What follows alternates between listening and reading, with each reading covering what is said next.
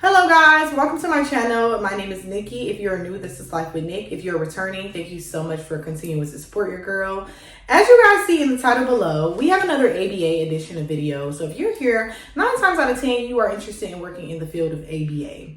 In today's video, we're going to talk about the steps that you need to take in order to become a Bcba. For those who do not know what a Bcba is, Bcba stands for Board Certified Behavior Analyst. And what they do is help to decrease those maladaptive behaviors that are found within autistic patients. So a lot of symptoms that you see in autistic patients is just aggressions, long tantrums.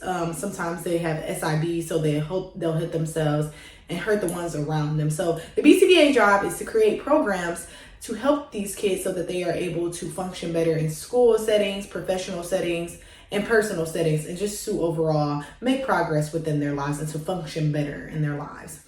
So we're going to talk about what you need to do in order to become a Bcba. But before we get into anything, if you guys have yet to do so, go ahead and for one, hit that subscribe button, give this video a thumbs up. Check out some of my other ABA edition videos. I talk about this all the time in my channel. And let's go ahead and get right into it.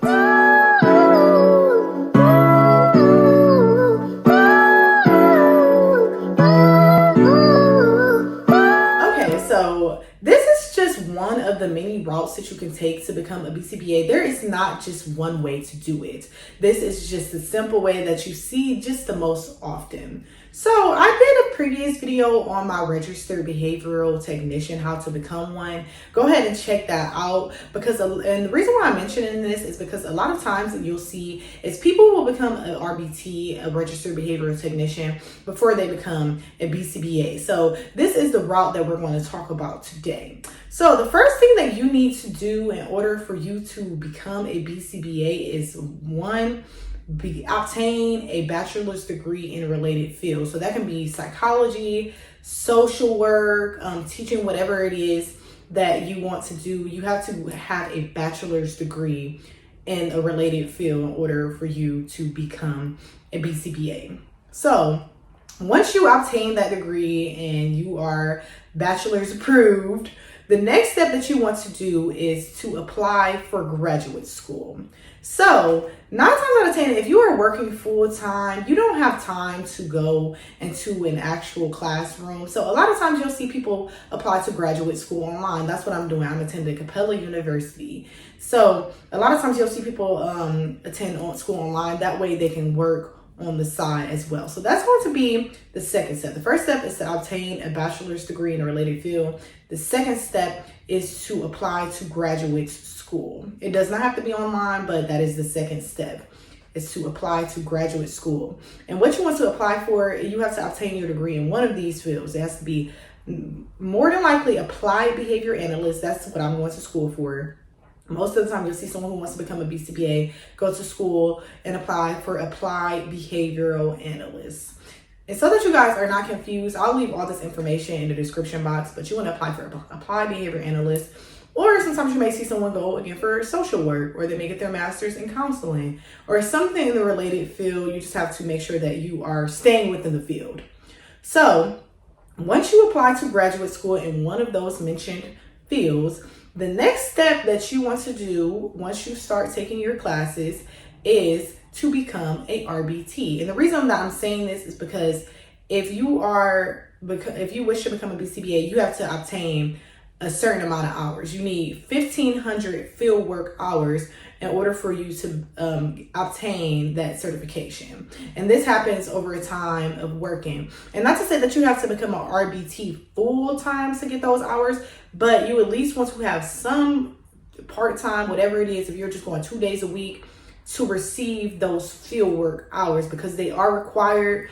You can do online work all you want to, but you still have to have those field work hours in some way in order for you to become a Bcba. So that's going to be step number 3. So step number 1 again, so I don't want to lose you guys, is to obtain your bachelor's degree in some related field. The second step is to apply to graduate school. The third is to look for that job so that you can start receiving your fieldwork hours. I would say receiving your fieldwork hours is probably the hardest thing to do. And when you are trying to receive your fieldwork hours, you want to make sure that you are doing it with the company that prioritizes your hours. Because I've heard a lot of stories with people, they'll say like, oh yeah, you know, my BCBA doesn't want to, she never supervises me, or she never works with me to get the hours. So when you are looking for a job as an RBT, make sure that you are looking for a company that actually prioritizes those hours, or else you're just going to be sitting back bugging people to give you your fieldwork hours, and that's going to delay your process of you becoming a BCBA just in general. So make sure that when you are interviewing for these positions, you're asking that question, hey, do you guys prioritize, you know, those fieldwork hours? Make sure that there's enough BCBAs on hand so that you can get those fieldwork hours. So that's going to be the next step that you want to take. Just make sure that you are somewhere getting your fieldwork hours. Okay, so after you receive your fieldwork hours and you are finished with your coursework, you have officially done it. I will say that usually your program takes anywhere from about 1.5 years to about 2.5 years. That just depends on where you go. In my case, like I said, I am attending Capella University online. So my program is about 1.5 years. So it just depends on where you go. So that's something that you want to take into account. So once you are done with your classwork and you have all those courses done and you have all your fieldwork done, the next thing that you want to do is you want to schedule your exam. So the BCBA exam, I have heard many stories about it. I've heard people say that they passed on the first try, and I've also heard many people say that they have had to take the test multiple times. The test does cost, I'm going to leave the website, the BCBA website, just because I can't remember off the top of my head how much it costs. But the exam does cost to take, and it's not cheap either. If I'm not mistaken, I believe it's like $200. So you want to make sure that you are taking this serious. You make sure that you are doing those practice exams online.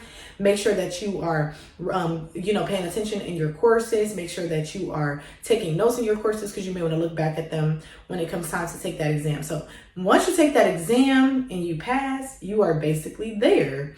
And the next step that you have to take is looking for a job. If you pass the exam, the next step is for you to find a job. And I would say becoming a BCBA and finding a job seems to be very easy.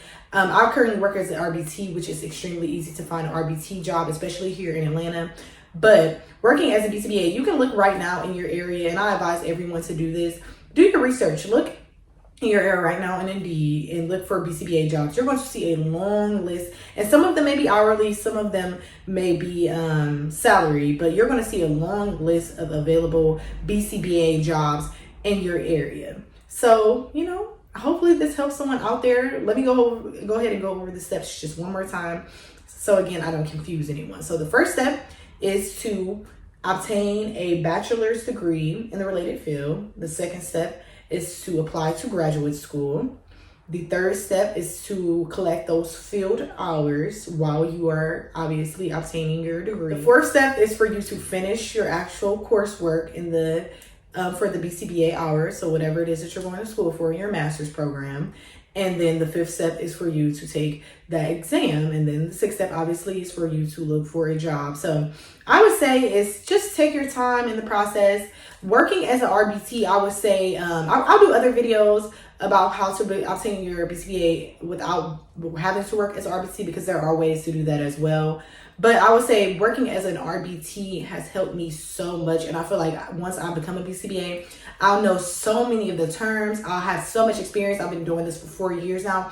So I would highly recommend anyone who is obtaining their BCBA to gain a little bit of experience in the RBT field. I'm not saying that you have to be like me and work there for years, but just get your feet a little wet, just because I feel like once you do that, you can actually see what the field is actually like. You can see what it's like to be a BCBA. You can see what it's like to be an RBT. So those are just some important things to remember when you are going to school or when you are considering applying. Please comment below some other videos you guys would like to see me do. I do plan on doing a part 2 to this, just to show you guys that there are different ways, obviously, that I mentioned, to obtain your BCBA. I'll talk about those in some of my later videos.